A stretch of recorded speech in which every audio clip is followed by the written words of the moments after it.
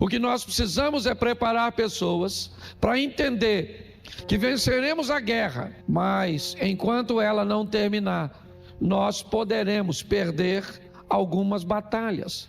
Batalhas essas que podem levar um ente querido à morte, ao emprego que tanto amávamos, que acabamos perdendo, um relacionamento que era tão agradável, mas acabou terminando, um casamento que parecia que seria o primeiro e o último de nossa vida, mas por algum motivo não foi.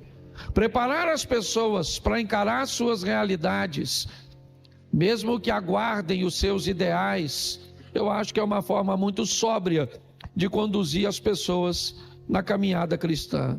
Então hoje, primeiro eu vou te mostrar 2 momentos da história de Davi. Põe na tela, por favor, primeiro livro do profeta Samuel, capítulo 17, verso 1 Samuel 17, 1. Os filisteus reuniram suas tropas para a guerra em Socó, que fica em Judá, e acamparam entre Socó e Azeca em Éfes-damim. Continua com o verso de número 3, por favor. Os filisteus estavam no monte e os israelitas estavam no outro monte, ficando o vale no meio deles. Verso 4. Então do arraial dos filisteus saiu um guerreiro chamado Golias. Ele era da cidade de Gate e tinha quase 3 metros de altura. Preste atenção, porque essa é uma batalha que nós já conhecemos o final. Essa é uma história que nos conduz a um ambiente extraordinário de uma vitória de Davi. Aliás, acredito eu que é uma das histórias que o tornou mais famoso. Mas eu preciso mostrar a você uma outra batalha de Davi, um outro enfrentamento de Davi. E ele está no segundo livro do profeta Samuel, no capítulo 12, no verso 16. 2 Samuel 12, 16. Davi suplicou a Deus pela criança. Davi jejuava e entrando em casa passava a noite deitado no chão.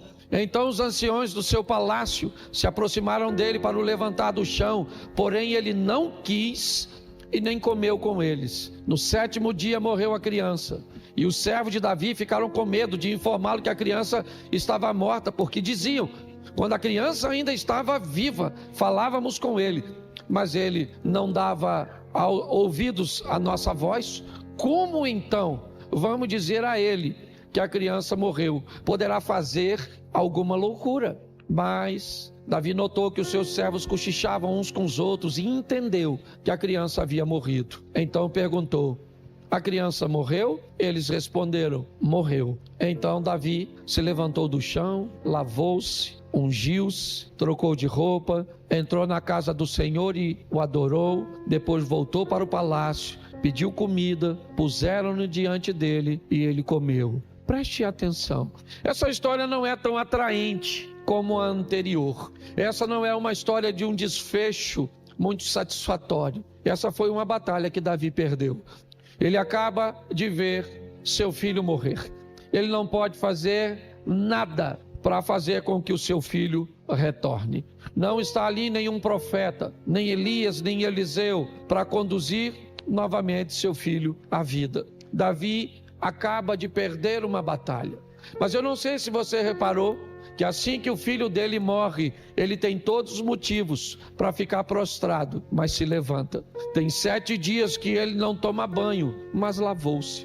Para que não fique nenhum resíduo de suas perdas, ele põe um perfume para tirar o cheiro, supostamente, de um ambiente, de 7 dias sem tomar banho. Ele troca de roupa porque está vestindo veste de saco, de súplica. Ele entra na casa do Senhor para adorá-lo, não para agradecer, porque ele não é hipócrita. Seu filho está morto, não para pedir, porque o filho morreu e não vai voltar, mas ele me mostra que é um adorador quando está ganhando e é um adorador quando está perdendo. Você está entendendo isso? Depois ele volta para o palácio, tem 7 dias que não come, ele está fraco, ele pede comida, puseram comida diante dele, ele comeu, porque ele é rei. Ele tem uma missão que é maior do que ele mesmo, é governar o povo, que Deus entregou em suas mãos. Então você está numa campanha, é muito legal. Agora a minha preocupação é o que você vai fazer se as coisas não acontecerem segundo o que você planejou, segundo o que você idealizou.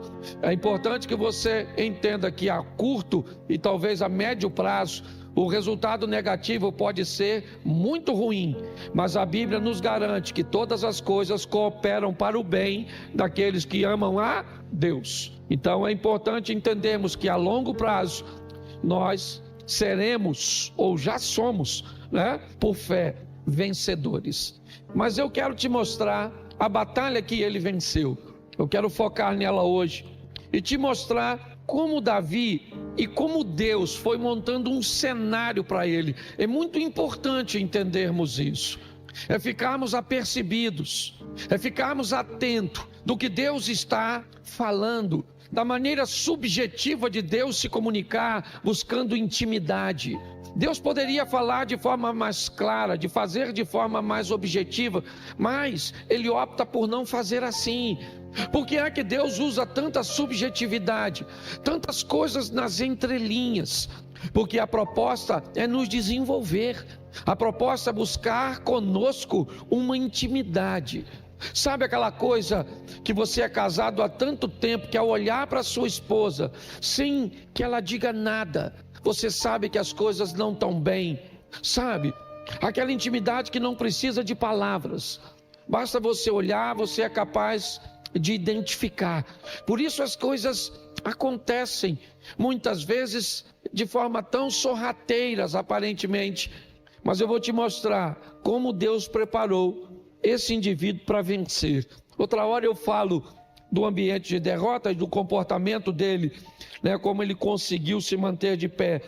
Mas preste atenção, vou usar bastante texto, mas vou falar pouquinho. 1 Samuel capítulo 17, verso de número 28. 1 Samuel 17, verso 28. Tá assim, só isso? Eliabe, o irmão mais velho, ouviu Davi falando com aqueles homens e ficou irado com Davi e disse: por que você veio para cá? Com quem você deixou aquelas poucas ovelhas no deserto? Sei que você é presunçoso e mau. Você veio aqui só para ver a batalha. Olhe para mim, porque aqui o irmão mais velho de Davi já vai nos dar a direção de algumas características comportamentais de Davi. Me parece que a maneira cuja qual Davi enxerga as coisas foge um pouco o padrão dos demais. O texto diz que todos os homens, quando olhavam para Golias, tinham medo. O controle mental, daqueles soldados, daqueles homens, já estava de posse de Golias. Golias ainda não havia entrado em batalha de fato, mas ele já havia capturado a mente dos soldados. Como vimos, ele tem quase 3 metros de altura, e mais do que o tamanho de Golias, ele carrega algumas coisas sobre si que Israel não está muito acostumado a ver. A indumentária, as roupas, os equipamentos que Golias traz sobre si é uma novidade para muitos de Israel. Talvez isso impressionava, não seu tamanho, mas a maneira praticamente impossível de achar uma brecha para atacá-lo, um buraco, um ambiente que pudesse ferir Golias. Eu já vou te mostrar isso. Mas Eliabe olha para Davi e diz: com quem você deixou aquelas poucas ovelhas? Você é mau, você é presunçoso, você só veio aqui para ver a nossa vergonha. Parece que Eliabe sabe que Davi é capaz de não ter medo de Golias. Me parece que a mente de Davi não é facilmente capturada por problemas. A atenção de Davi não costuma manter o foco nas oposições. Davi é alguém que ao longo da vida aprendeu a prestar atenção em Deus, nas oportunidades que a vida está lhe oferecendo através de Deus. E isso incomoda quem está ao seu redor. Mas Eliabe faz questão de ressaltar no campo de batalha que as pessoas não devem prestar atenção no que Davi está dizendo. Sabe por quê? Porque ele não é soldado. Sabe por quê? Porque ele é mau. Sabe por quê? Porque ele é presunçoso. E mais do que isso, para desmoralizar Davi, Eliabe diz: com quem você deixou aquelas poucas ovelhas? Bom, agora é para destruir. Como você ousa falar com um soldado tão forte? Se sequer guerreiro você é? Você é um pastorzinho de ovelha, rapaz, que está querendo dar uma de valentão aqui. Volte a apacentar as suas ovelhinhas, camarada. Volte para lá. Olhe só. Mas, como eu disse, o cenário está sendo preparado. 1 Samuel, antes um pouquinho disso, capítulo 16, verso 21. Olha o que o texto diz. Davi era músico de Saul, mas agora, põe para mim, por favor. 16, 21, 1 Samuel. Assim Davi foi a Saul e esteve diante dele. Saul gostou muito dele e fez dele seu, presta atenção, seu pajem de armas, em algumas traduções. Aquele garoto que estava no campo cuidando de ovelhas, protegendo os animais de seu pai, de lobos, ursos e leões, vai agora trabalhar para o rei. E o que ele faz? Ele limpa e acompanha Saul em algumas situações, carregando suas armas, limpando suas armas. Davi começa a ter contato com um equipamento de guerra. Não era dele, era do rei. Mas Davi começa a ter um contato com uma espada, com um capacete, com um escudo, com uma armadura. Ele começa a se aproximar de armas de guerra, é verdade.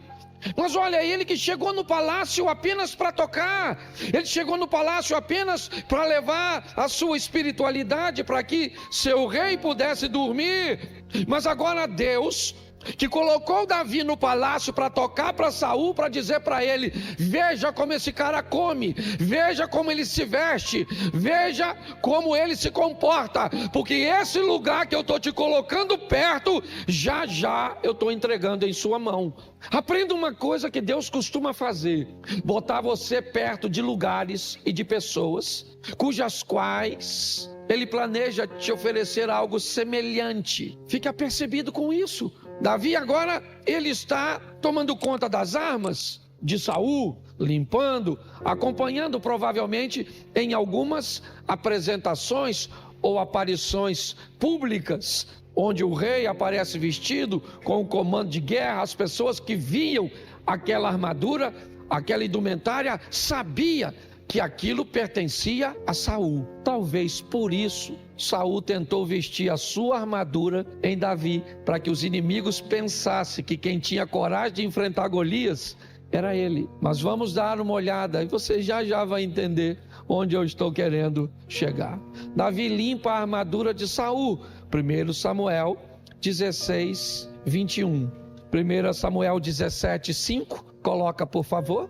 1 Samuel 17, 5. Trazia na cabeça um capacete de bronze, esse era Golias. Vestia uma couraça de escamas de bronze, que pesava uns 60 quilos. Trazia caneleiras de bronze nas pernas e um dardo de bronze sobre os ombros. A haste da sua lança era como o seixo do tecelão. A ponta da sua lança era de ferro e pesava mais de 7 quilos. E diante dele ia preste atenção que está todo mundo focado no Golias. Até o peso das coisas dele, ele sabia, porque pesava sim, porque olha só, o cara é grande, poderoso, grandão. Isso é um negócio fantástico, sim ou não? Pois é. Era intransponível, não ia dar para vencer não. Só que Davi falou que ia. Davi falou: não, eu vou matar esse cara. Alguém falou: não, rapaz, não rola. Ô cracudo, isso é droga, maluco. Tu tá drogado, não vai dar para ganhar. Deixa eu te explicar, cara. Esse cara Menino, não dá para mais. Tira isso da sua cabeça. Mas, como Davi não tirou da cabeça dele, tiveram que levar Davi para Saul, porque Davi falou publicamente que era um voluntário para entrar num duelo contra esse gigante que não dá para vencer, não tem brecha. Ele está, certo, todo cobertinho, e ele é grande, forte, poderoso, e pior, ele já venceu Israel. Numa batalha anterior a esses dias narrados, os filisteus já haviam feito, certo? Uma incursão e tinha obtido sucesso. Mas agora, quando Davi chega, capítulo 17, verso 38, dá uma olhadinha, 17, 38, isso. Saul vestiu Davi com a sua própria, pôs um capacete de bronze na cabeça e vestiu com uma, vamos lá, continua aí por favor. Davi cingiu a espada sobre a armadura e tentou, pois jamais havia usado. Então Davi disse a Saul: eu não posso andar com isso porque nunca usei. E Davi tirou aquilo de sobre si. Preste atenção, porque agora eu já vou para a fase final e eu quero apresentar a batalha. A armadura de Saul jamais serviria para Davi. Primeiro porque ele era um presunçoso. Saul sim, um dissimulado. Saul era alguém que queria, apesar de não ter coragem de enfrentar o gigante, queria receber os louros, queria ser ovacionado. Ele não coloca a armadura em Davi para protegê-lo, não. Ele coloca a armadura em Davi para receber os créditos, mesmo com a morte. Alguns iriam embora dali dizendo que o rei de Israel foi valente o suficiente para enfrentar o gigante e morrer. E de alguma forma, o nome de Saul seria lembrado por alguns desinformados como alguém valente de sucesso. Mas Davi disse a ele: eu não posso ir com essa armadura, eu não tenho como me apresentar com isso na frente do gigante. Então ele remove a armadura. Saul autoriza sua ida, é verdade, provavelmente não acreditando que ele seria capaz de vencer, porque Davi não contava com a torcida de ninguém. Sua família achava que ele ia perder, seu rei achava que ele ia perder, seu povo achava que ele ia perder, seus inimigos achavam que ele ia. Isso significa que se você depender da torcida dos outros para vencer, você está perdido. Que ninguém acreditava nele, mas ele foi. Agora, eu vou te mostrar as armas que esse cara vai lutar contra o gigante. Isso é que é legal. Olha só, põe aí por favor, 1 Samuel 17. Não, isso aqui é o argumento, né? Mas põe aí, eu acho que vale a pena nós começarmos. 1 Samuel 17, 36. Quais foram as armas que Davi leva? Vamos lá. Este teu servo matou tanto como o... Este filisteu incircunciso será como um deles, porque afrontou o exército de Deus. Preste atenção, a primeira arma que Davi leva consigo é a fé. O cara é maior que ele, sim ou não? O cara é mais forte que ele, sim ou não? É mais experiente do que ele, sim ou não? Mas ele acredita que Deus vai com ele na guerra. Você está entendendo? Quando você for enfrentar uma adversidade, convença você mesmo que Deus está indo contigo. Porque a gente fala isso muito bonitinho: se Deus é por... quem será contra? Até o nós ser nós. É só o nós ser nós mesmo, certo? Que aí o nós já não fica tão nós assim. Porque dizer para o outro ter calma é fácil, difícil é você ter calma. Davi está dizendo, ô Saul, falar uma coisa para tu, irmão. Toma uma água aqui. Saul falou, Davi falou, Saul, falar uma coisa para tu. Estava eu apacentando as ovelhas do papai, um dia lá assim, quando vi um leão e falou: vou pegar uma ovelha dessa. Eu falei: aí leão, aqui tem pastor.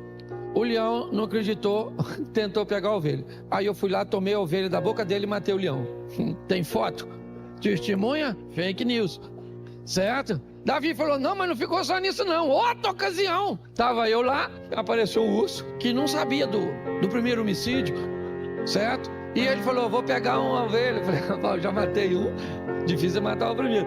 Matei o urso. Então eu vou falar para você, eu matei leão e urso. Esse gigante aí não é nada não. Vou matar ele igual eu matei os outros dois. Eu vou matar ele. Eu tenho certeza de que eu vou matar ele. Ó, gente, Um historiador, não gosta muito de citar isso não, tal de Flávio Josefo, ele escreveu, dando a conotação, que o Samuel, quando ungiu a Davi, ele disse no ouvido de Davi que ele estava sendo ungido para ser rei. Não há nenhum indício que Deus falou com Davi que era para matar gigante. O indício é que ele era para ser rei. Eu fico imaginando, aí sou eu, tradução, tá bom? Os teólogos de plantão morrem quando eu faço isso, mas aqui tem sepultura. Eu fico imaginando o mundo espiritual escutando Davi chegando lá e falando: eu vou encarar o gigante. Ele falou: mas não foi isso. Era só para ser rei, não era para matar gigante. Não é à toa que o irmão chamou de presunçoso. Deus vai ter que arrumar outro rei para Israel, porque pela ordem natural Golias mata ou não mata o Davi? Claro, mas presta atenção na frase do Davi: você vem a mim com espada, escudo, lança e outras indumentárias mais, porém eu vou contra você em nome do Senhor dos... E quando Davi fala isso, é que é o problema, porque quando ele diz eu vou contra você em nome do Senhor dos Exércitos, Deus deve ter falado: ele vai em nome de quem? No meu. Se ele vai no meu, aí o gigante morreu, certo? Porque a postura de Davi é essa. Ele leva consigo algumas coisas, e uma delas é o quê? Não sabe não? Eu vou botar, eu não lembro o texto não. Deixa eu caçar aqui. Tem tempo, eu sou o pastor. Ajuda aí, onde é que tá? Que ele pegou o cajado, pegou tudinho. Alguém acha aí? Aí a gente... Vamos lá, gente. 17, aí tá vendo? Tem uma turma que lê a Bíblia. De 1 Samuel, não é isso? 1 Samuel 17, 39. Olha que beleza. Bota aí, que aí eu volto aqui para mim. Isso. Vambora, vai embora então. Tirou tudo aquilo. Pegou o seu. Pegou o quê? Preste atenção. Quando Davi pega o cajado, o que isso indica para um indivíduo que pega um cajado num campo de batalha? Que ele não era um soldado. O cajado indica que não havia nele qualificação para estar naquela batalha, sim ou não? O cara está lá com aquela indumentária, capacete, escudo, couraça, espada, lança, e o outro está do outro lado com o quê? Com pedaço de pau. Quem olhava para isso falava o quê? Esse camarada não é não havia qualificação nele, porque Deus não quer dar uma vitória para Davi, Deus quer desmoralizar os inimigos do povo de Deus. Ô gente, a sua vitória não tem só a ver com você não. Sua vitória tem a ver com o reino de Deus. Você está entendendo? Deus quer que você vença, porque o nome dele será glorificado na sua, e todos saberão quem é o seu. Isso. Pare de achar que você tem que vencer porque você tem que vencer, porque você é o centro das atenções. Quem é você na fila do pão? É por ele, para ele. Você está entendendo? Tudo é para ele. Pare de achar que tem a ver contigo. Não, Deus quer te dar vitória no seu casamento. Ele quer abrir a porta, Ele quer curar, Ele quer fazer tudo para que o nome dele seja glorificado nas suas finanças, na sua família, no seu casamento, no seu negócio. Você está entendendo? Com a sua cura. Quando Davi chega com um pedaço de pau, o Golias até falou: tá pensando que eu sou cachorro? Ô Valdir Soriano, sério? Eu não sou cachorro não. Poxa, para você vir a mim com essas pedras, esse pedaço de pau, só estou atualizando o texto. Ok? Isso é numa versão Cláudio Duarte.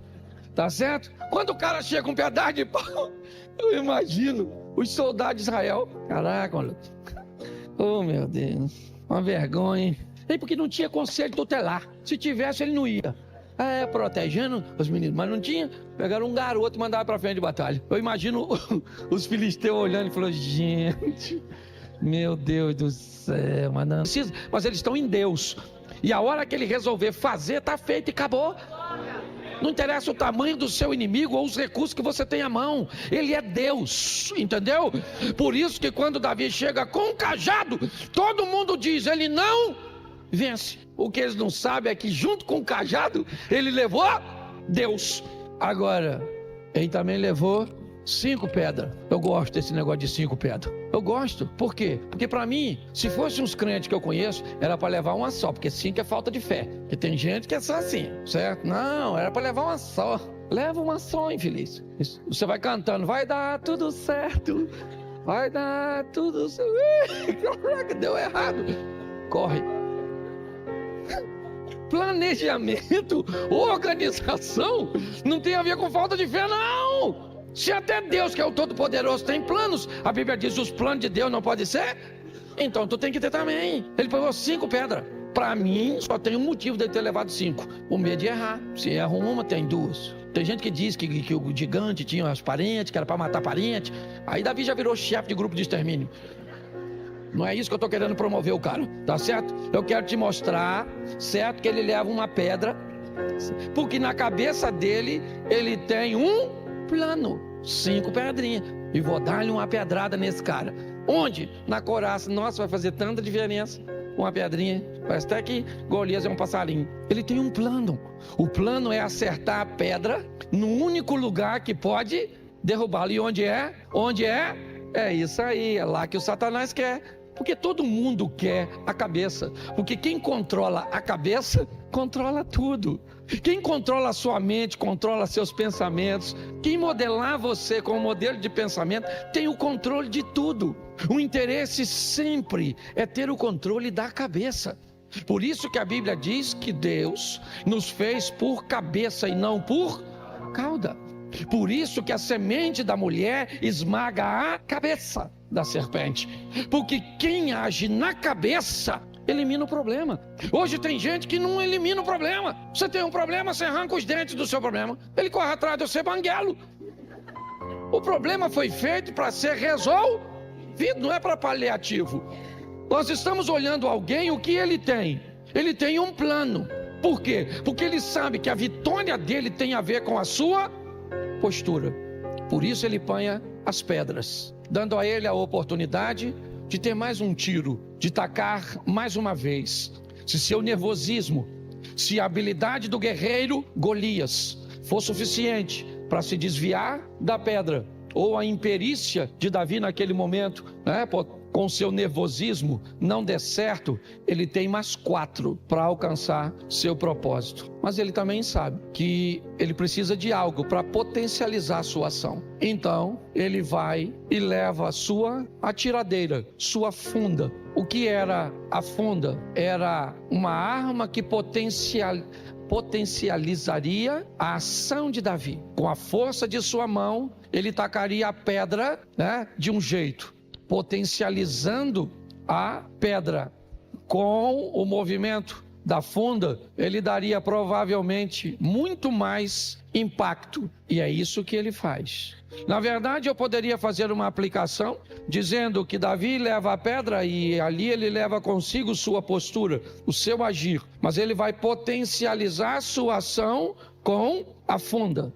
E nós podemos potencializar nossa ação com a oração. Nós podemos potencializar nossa ação com um jejum, com um propósito, com um voto. Uma série de coisas que podem potencializar a sua campanha.